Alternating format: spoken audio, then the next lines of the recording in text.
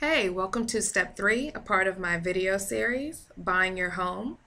My name is Tatiana Bowie and I'm a licensed realtor. Now last week we touched upon step 2 of the process, which determined buyers' needs and desires. I hope you took a lot out of that video so you can determine the difference between needs and desires. Now this week we're going to discuss buyers' purchasing power, which is step 3. Now this is the most critical step of the process. You need to know what your financing looks like in order to move forward and write a contract. You want to make sure that your credit score is good. Most times, typically, lenders will not lend unless you have a credit score of 640 or above. They want to make sure that you are a person who consistently pays on time, whatever kind of debt that you have, whether that be a student loan, a car loan, maybe that's a credit card. So you really want to make sure that your financing is intact. Credit scores can really affect a deal.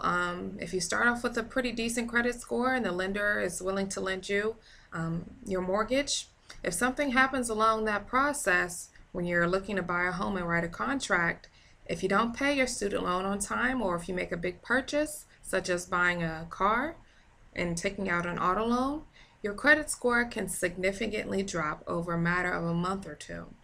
Now, credit scores drop fast, but they do not rise quickly. So be very careful about taking out new lines of credit or making big purchases during this critical process of buying your home. Buyers also need to understand the term ready, able, and willing. Now, buyers need to be ready, able, and willing when they're ready to go make that offer on their home. This means that they need to be knowledgeable. The real estate agent that's working with them needs to share all pertinent information about each step of the way.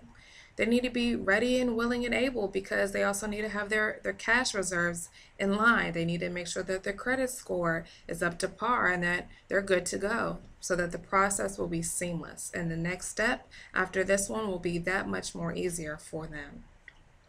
Again, cash reserves are very important to have on hand during a real estate transaction, especially when you're buying a home, so that you may come out of pocket with a few extra expenses, such as getting that home inspection done, or you may want to fix some things up yourself, or just have money in order to kind of maneuver around, put gas in your tank so that you and your agent are able to go out and explore different properties in different areas. You're also going to make sure you have at least a few $1,000s at the end for settlement come moving day so that all of the information is called title can be transferred over from the previous owner to yourself. So I definitely like to discuss this with you further. Should you have any questions about this step 3, a part of the financing process, I would be glad to share information that I have with you all so that you're able to make that decision about where you want to go within the next 6 to 12 months and how your money should be aligned in order to make that move. Again, my information will be provided at the end of this video. Please feel free to give me a call and I look forward to hearing from you soon. Have a good day.